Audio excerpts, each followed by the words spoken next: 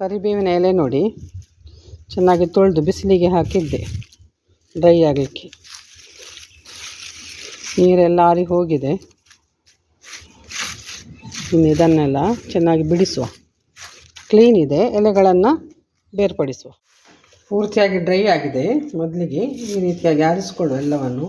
Clean ಮಾಡಿ ನಾನು ನೋಡಿಕೊಂಡು ಮತ್ತೆ ತೊಳೆದು ಬಿಸಿಲಿಗೆ ಹಾಕಿದ್ದು. ತೆಗಿತಾ ಇದ್ದಾನೆ ನೋಡಿ. ಸಪ್ರೇಟ್ ಮಾಡುವ, ಪೂರ್ತಿಯಾಗಿ ತೆಗಿಯುವ. ಇದನ್ನು ಭೃಂಗರಾಜದ ಎಲೆಯನ್ನು ತೆಗೆಯುವ. ನೋಡಿ ಇಲ್ಲಿ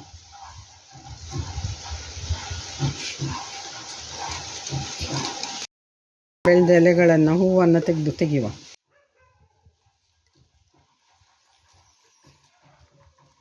ನನ್ನ ಪಾಟಲ್ಲಿ ಆಗಿದೆ. ಇಲ್ಲಿ ಚಟ್ಟಿಯಲ್ಲಿ ಹಾಕಿದ್ದೇನೆ.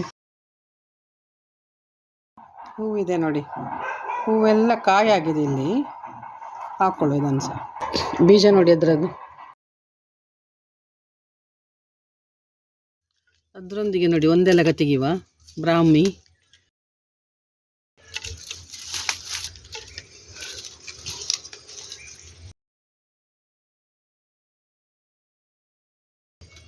ದೊಡ್ಡ ಎಲೆಯ ಬ್ರಾಹ್ಮಿ ಕೂಡ ಆಗ್ತದೆ ಒಟ್ಟಿಗೆ ನೋಡಿ.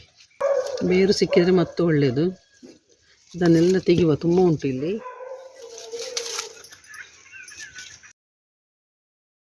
ಬೇರು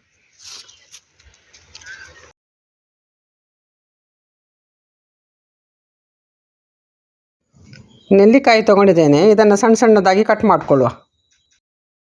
ಸಣ್ಣ ಸಣ್ಣದಾಗಿ ಕಟ್ ಮಾಡ್ಕೊತಾ ಇದ್ದಾನೆ. ಜ್ಯೂಸ್ ತೆಗಿಲಿಕ್ಕೆ ಸ್ವಲ್ಪ ಈಸಿ ಆಗಲಿ ಅಂತೇಳಿ ಪೂರ್ತಿಯಾಗಿ ಕಟ್ ಮಾಡಿಕೊಳ್ಳುವ.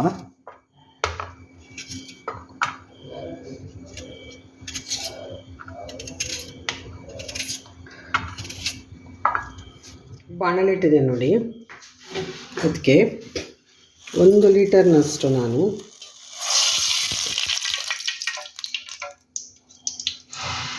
ಎಣ್ಣೆ ಹಾಕ್ತಾ ಇದ್ದೇನೆ.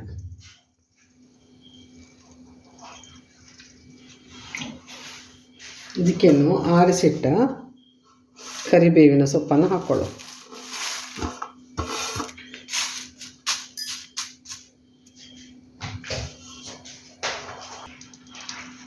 ಅಷ್ಟರಲ್ಲಿ ನಾವು ಏನು ತೆಗೆದಿದ್ದೇವಲ್ಲ ಭೃಂಗರಾಜ ಎಲೆ ಎಲ್ಲ, ಅದರ ರಸ ರೆಡಿ ಮಾಡುವ. ಫ್ರೈ ಆಯಿತು ನೋಡಿ ಚೆನ್ನಾಗಿ. ಇದನ್ನು ತೆಗೆಯುವ.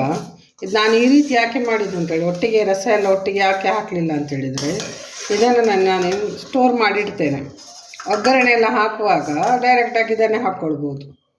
ಒಗ್ಗರಣೆ, ಸಾಸಿವೆ, ಬೆಳ್ಳುಳ್ಳಿ ಎಲ್ಲ ಹಾಕಬೇಕಾದ್ರೆ ಉದ್ದಿನಬೇಳೆ, ಮತ್ತು ಇದನ್ನು ಹಾಕ್ಕೊಳ್ಳಿ. ಇದನ್ನು ಸ್ಟೋರ್ ಮಾಡಿಟ್ಕೊಳ್ತೇನೆ ನಾನು. ಹಾಳು ಮಾಡೋದು ಯಾಕೆ ಅಂತೇಳಿ ತೆಗೆದು ಬಿಸಾಡಬೇಕಷ್ಟೆ. ಈಗ ರಸವನ್ನೇನು ಚೆನ್ನಾಗಿ ಕುದಿದ ಮೇಲೆ ನಾವು ಖಾಲಿ ಎಣ್ಣೆ ಬೇರ್ಪಟ್ಟ ಮೇಲೆ ಎಣ್ಣೆಯನ್ನು ತೆಗಿತೀವಿ ಸೋಸಿ. ಅದಕ್ಕೋಸ್ಕರ ಇದನ್ನು ಬೇರೆ ಹಾಕಿ ನಾನು ಫ್ರೈ ಮಾಡೋದು ಯಾವತ್ತು. ಪೇಸ್ಟ್ ರೆಡಿ ಆಯಿತು ನೋಡಿ, ಚೆನ್ನಾಗಿ ಪೇಸ್ಟ್ ಆಯ್ತು ಇದು. ಇನ್ನು ಇದರ ರಸ ತೆಗೆಯುವುದಕ್ಕಿಂತ ಎಣ್ಣೆಗೆ ಇದನ್ನೇ ಹಾಕ್ಕೊಳ್ಳುವ. ಚೆನ್ನಾಗಿ ಫ್ರೈ ಆಗಲಿ. ಇದು ಒಳ್ಳೆ ಕುದಿ ಬಂದು ಆಮೇಲೆ ಇದು ನಮಗೆ ತೆಗಿಲಿಕ್ಕೆ ಸಿಗ್ತದೆ. ಇದ್ರದ್ದು ಅಂತೇಳಿದರೆ ಎಣ್ಣೆಯಿಂದ ಬೇರ್ಪಡಿಸಲಿಕ್ಕೆ ಸಿಗ್ತದೆ. ಬನ್ನಿ ಎಣ್ಣೆಗೆ ಹಾಕ್ಕೊಳ್ಳುವ ನೋಡಿ. ಅದಕ್ಕಿಂತ ಮೊದಲು ನಾನು ನಿಮಗೆ ತೋರಿಸ್ಬೇಕು ಅಂತ ಹೇಳಿದರೆ, ನಾನು ಕರಿಬೇವನ್ನು ತೋರಿಸಿದ್ದೆಲ್ಲ ನಿಮಗೆ ಫ್ರೈ ಮಾಡೋದು. ಚೆನ್ನಾಗಿ ಎಣ್ಣೆಯಲ್ಲಿ ಫ್ರೈ ಆಯಿತು ನೋಡಿ. ಇದನ್ನು ನಾನು ಗಾಜಿನ ಬಾಟ್ಲಲ್ಲಿ ಹಾಕಿ ಇಡ್ತಾ ಇದ್ದೇನೆ. ನಾನು ಫ್ರಿಜ್ಜಲ್ಲಿ ಇಡ್ತಾ ಇದ್ದೇನೆ. ಒಗ್ಗರಣೆಗೆಲ್ಲ ಇದನ್ನು ಯೂಸ್ ಮಾಡ್ಕೊಳ್ಬೋದು, ಸುಮ್ಮನೆ ಬಿಸಾಡೋದಕ್ಕಿಂತ. ಅದರ ರಸ ತೆಗಿಲಿಲ್ಲ ನಾನು, ಅದಕ್ಕೋಸ್ಕರ ಇದನ್ನು ಈಗ ಎಣ್ಣೆಗೆ ಹಾಕಿ, ಅದೇ ಎಣ್ಣೆಗೆ ಹಾಕಿ ಫ್ರೈ ಮಾಡು.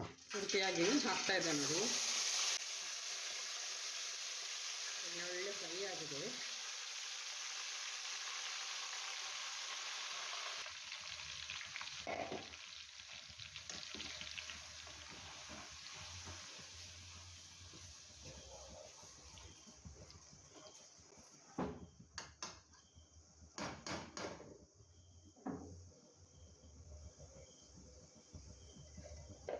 ರಸ ತೆಗೆದು ಕೂಡ ಹಾಕ್ಕೊಳ್ಬೋದು.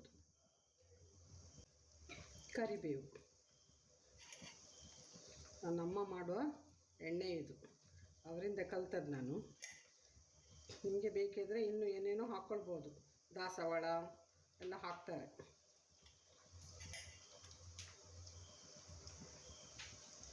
ಕೆಂಪು ದಾಸವಾಳ. ಮತ್ತು ನಾನಿದು ಕುದಿತಾ ಇರಬೇಕಾದ್ರೆ ಲಾಸ್ಟಿಗೆ ಸ್ವಲ್ಪ ಮೆಂತ್ಯ ಕಾಳು ಹಾಕ್ತೇನೆ.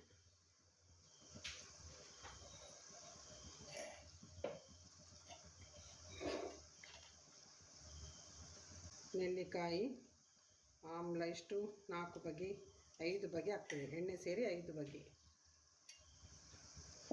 ಒಂದೆಲಗ, ಭೃಂಗರಾಜ, ಆಮೇಲೆ ನೆಲ್ಲಿಕಾಯಿ ಜ್ಯೂಸ್, 3 ಜ್ಯೂಸ್, ಆಮೇಲೆ ಕರಿಬೇವು, ಎಣ್ಣೆ, ಮೆಂತ್ಯಕಾಳು ಸೇರಿ 6 ಬಗೆ.